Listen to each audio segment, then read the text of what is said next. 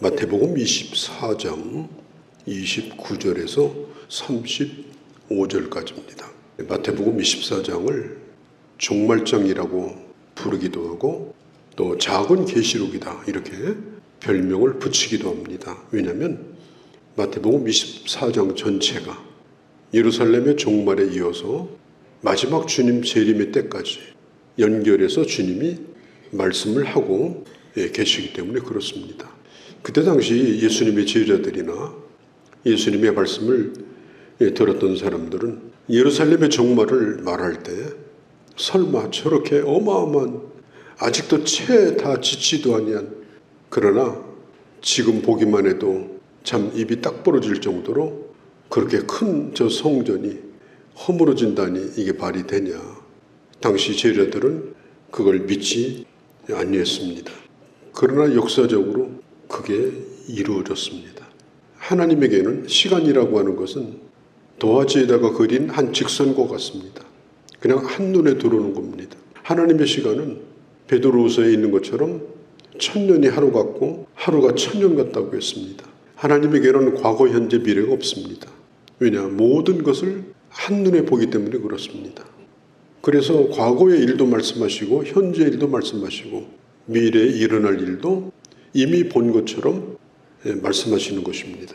그래서 주님은 예루살렘의 멸망과 역사적 종말인 예수님의 재림에 대해서 곧바로 말씀을 하고 계신 겁니다. 29절에 보면은 우주적 변혁이 일어날 것을 말하고 있습니다. 달이 어두워지고 해가 어두워지고 하늘에 있는 별들이 떨어지고 물론 그런 일들이 많이 있었습니다. 일식도 있었고 월식도 있었고 그런 별똥을 우리는 보고 살았습니다. 천문학자들은 이런 말씀을 보면서 뭐 늘 있던 일인데 어젯밤도 그런 일이 있었는데 엊그제도 월식이 있었는데 성경에 나타난 이런 말씀이야 늘 있었던 일들이 아니냐 이렇게 말합니다. 그러나 이것은 전무후무한 우주적인 전 우주가 다 흔들려버리는, 흔들리면 집이 무너지고 흔들리면 모든 열매가 떨어지는 것처럼 이것은 일반적인 그런 천문학적인 사건이 아니다. 그때는 우주적인 그런 천문학적인 질서가 다 깨어져 버리고 주님이 임재하시는 것입니다. 예수를 믿지 않는 학자들은 이런 얘기를 믿지 않습니다. 뭐 전쟁은 뭐 항상 있지 않았느냐.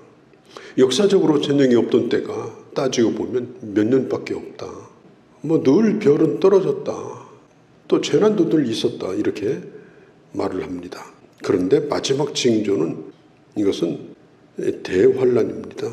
그때는 30절에 있는 것처럼 모든 족속이 통곡합니다. 왜 통곡하느냐? 이걸 모르고 살았기 때문에 통곡하는 거예요. 예수 그리스도의 복음을 거부하고 예수 그리스도를 멸시하고 그리고 교회를 조롱하고 하나님 없이 평생 쌓아왔던 하나님 없이 평생 살아왔던 그 모든 것이 절대로 자기들을 지켜주지 못한다는 것, 하루아침에 더 허물어진다는 것, 하나님의 심판 앞에 서게 된다는 것, 그걸 알게 되었을 때 그때 그들은 통곡하게 될 것입니다. 그때는 주님이 모든 사람이 볼 수 있도록 오게 되어집니다. 그때는 분명히 보게 될 것입니다. 하나님의 천사와 천사장의 나팔소리와 그리고 그들과 함께 오시는 예수 그리스도의 임함을 보게 됩니다. 주님은 은밀하게 오지 않습니다. 어디 골방에 그리스도가 있다. 어디 와서 성경 공부해라. 어디 산에 가면 어디 피할 데가 있다. 그건 다 거짓말입니다. 예수님이 오시는 것은 절대로 그렇게 오시지 않습니다. 오늘 이단들이 잘 쓰는 방법이 뭐냐? 은밀하게 어딘가에 그리스도가 왔다는 거예요. 그런데 14만 4천을 모으든지 규모가 커지면 그때 비로소 자기를 세상에 알릴 때가 올 것이다. 이단들이 반복해서 쓰는 방법이 그겁니다. 그렇지 않습니다. 천사장의 나팔소리와 수많은 천사들과 함께 모든 사람이 보도록 하늘에 뜬 태양을 보는 것처럼 그렇게 주님은 임하게 될 것이다 하는 겁니다. 그때가 되면 인간이 만들어 놓은 그 찬란한 모든 문명, 문화, 이것들은 하루아침에 다 티끌같이 사라지게 될 것입니다. 그때는 우리가 상상했던 것보다 극히 소수가 구원을 받게 될 것입니다. 다수가 아닙니다. 많은 사람들이 구름대와 같이 주님의 부름을 받을 거라고 상상하지만 그런 일은 일어나지 않을 것입니다. 주님의 택함을 받은 백성들, 정말 하나님의 사람, 구원받은 주님의 사람, 진짜 알곡들, 그들이 주님의 부름을 받게 될 것입니다. 사람들은 다수를 좋아하고 자기 편한 대로 뭘 하기를 원합니다. 심지어 예수 믿는 것도 그렇게 믿기를 원합니다. 그것은 어마어마한 착각입니다. 우리 주님이 분명히 말씀했습니다. 구원받는 길은 들어가는 문도 좁고 또 가는 길도 좁다고 말씀했습니다. 그래서 구원받는 것이 영광스러운 것이고 주님의 부름을 받는 것이 특별한 사건입니다. 환난 가운데서도 그 환난을 견디고 세상과 타협하지 아니하고 믿음을 지킨 사람, 그 무리들이 우리 주님을 만나게 될 것입니다. 그러면서 주님이 하신 말씀이 뭐냐면 31절 33절에 보면은 무화과나무 가지가 연화해지고 그리고 잎사귀를 내게 되면 그때 주님이 오실 거라고 그랬습니다. 가지가 연화해지고 라는 말은 이제 날이 따뜻해진다는 뜻이에요. 물이 오른다. 우리도 물이 오르면 보들필이 만들어서 불잖아요. 봄에 가지가 연해지면 그러면 금세 그 가지에 또 싹이 나잖아요. 이스라엘 나라는 여름이 오기 전에 무화과나무 가지가 연화해지고 그 다음에 이파리가 푸르게 나기 시작합니다. 그러면 사람들이 이제 여름이 되었구나.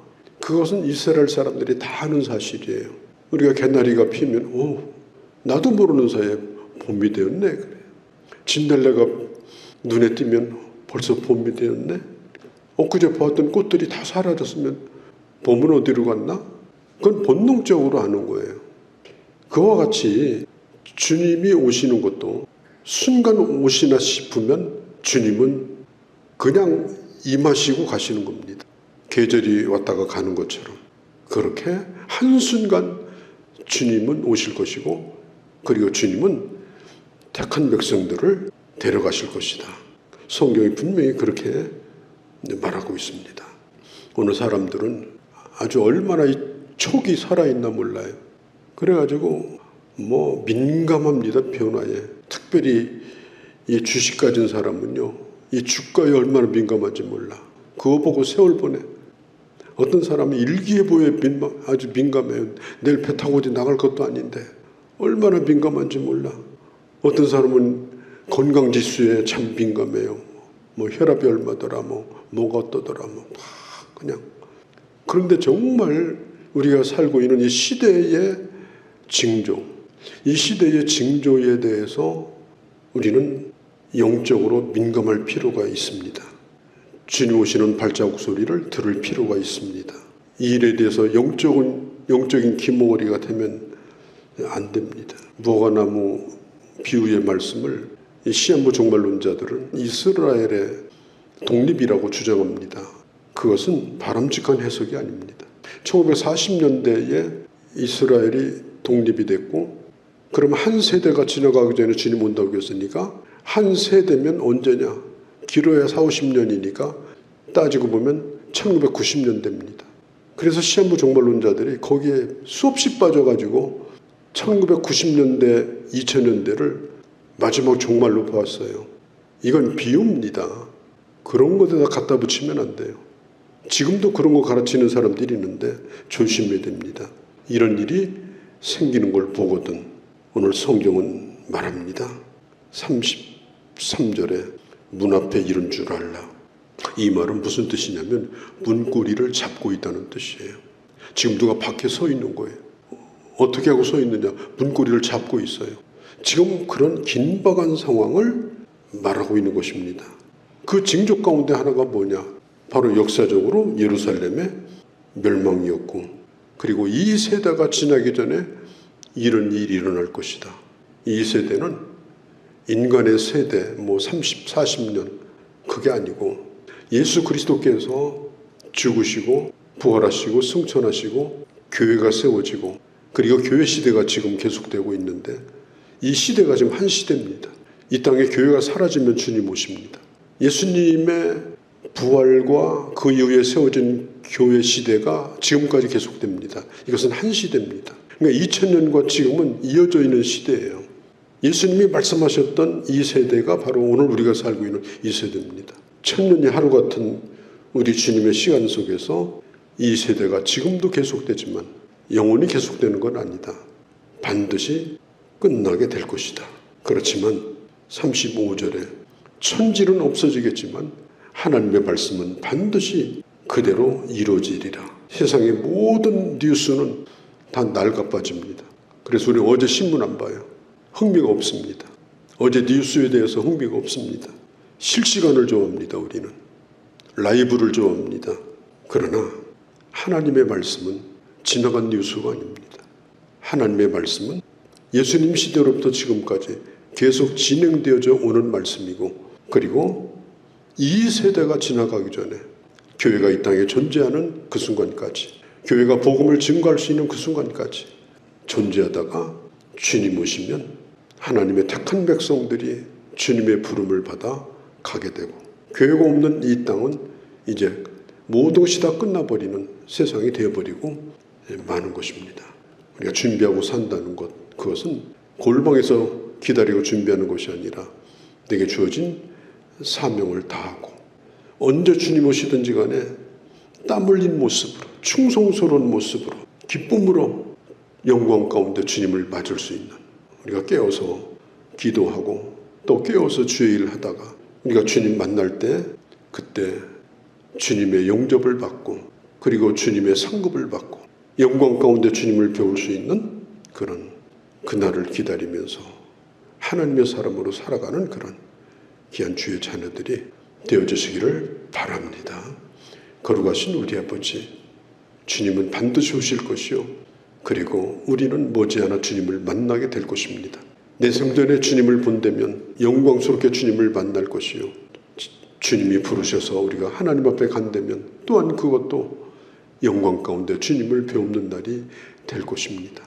짧은 세상 살면서 믿음을 지키고 주의 일에 힘쓰고 천년이 하루 같은 이 세상 가운데서 하루하루를 천년처럼 쓰게 하시고 의미 있게 믿음으로 살다가 우리 주님 만나는 귀한 주의 자녀들이 다 되게 하여 주시옵소서. 우리 주 예수님의 이름으로 기도하옵나이다. 아멘.